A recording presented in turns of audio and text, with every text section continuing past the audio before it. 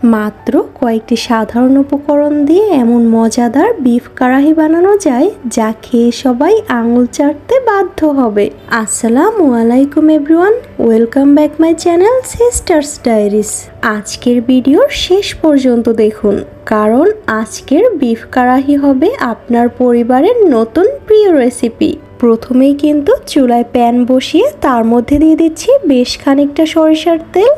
এই রান্নায় কিন্তু তেলের পরিমাণটা একটু বেশিই লাগে। এবার আদা রসুন বাটা দিয়ে দিচ্ছি 1 চামচ করে। আদা রসুনটা এবার হালকা করে একটু ভেজে নিচ্ছি।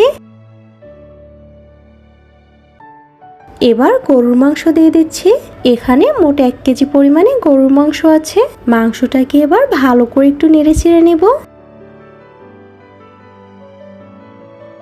এবার দিয়ে দিচ্ছি পরিমাণ মতো লবণ আর 1 কাপ দিয়ে দিচ্ছি পেঁয়াজ কুচি।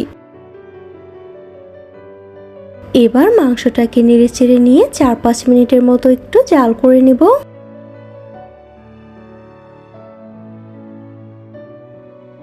মাংস সিদ্ধ হওয়ার জন্য এবার পানি দিয়ে দিচ্ছি। একটু নাড়াচাড়া করে নিয়ে ঢাকনা দিয়ে ঢেকে মাংসটা সিদ্ধ হওয়ার জন্য অপেক্ষা করব। মাংসটা সেদ্ধ হওয়ার পরে এটাকে আমি একটা কড়াইতে ঢেলে নিয়েছি। নামটা যেহেতু বিফ কারাহি, কড়াইতে তো রান্না করতেই হবে। এবার একটা টমেটো দিয়ে দিচ্ছি। টমেটোটাকে আমি মাঝখান থেকে কেটে নিয়েছি। টমেটোটা সেদ্ধ হয়ে গেলে এটার উপরে খোসাটা আমি উঠিয়ে নেব। এবার ভালো করে একটু নেড়ে চেড়ে দিব যাতে করে টমেটোটা গলে যায়। এবার দিয়ে দিচ্ছি লাল মরিচের গুঁড়ো 1.5 চা চামচ পরিমাণে। ঝালটা আপনাদের পছন্দ অনুযায়ী কমিয়ে বা বাড়িয়ে দিতে পারেন। হলুদ গুঁড়ো দিয়ে দিচ্ছি 1/2 চা চামচ পরিমাণে। ভাজা জিরা গুঁড়ো দিয়ে দিচ্ছি 1/2 চা চামচ আর ধনিয়া গুঁড়োও দিয়ে দিচ্ছি 1/2 চা চামচ। এবার ভালো করে নেড়ে চেড়ে সব কিছু খুব ভালো করে একটু মিশিয়ে নেব। এই পর্যায়ে দিয়ে দিচ্ছি ফেটানো টক দই 1/4 কাপ। এবার নেড়ে চেড়ে নিয়ে টক দইটা ঝোলের সাথে খুব ভালো করে মিশিয়ে নিচ্ছি।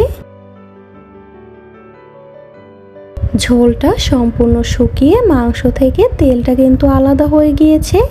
এ পর্যায়ে মাংসটাকে কিন্তু অনবরত নাড়তে হবে, তা না হলে কিন্তু নিচে লেগে যেতে পারে। এবার কালো গোলমরিচের গুঁড়ো দিয়ে দিচ্ছি 1 চা চামচ পরিমাণে।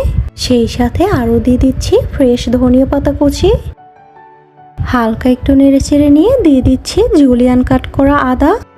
এবার জাস্ট 2-3 মিনিটের মতো মাংসটাকে নেড়ে চেড়ে নিয়ে একটু ভেজে নিব।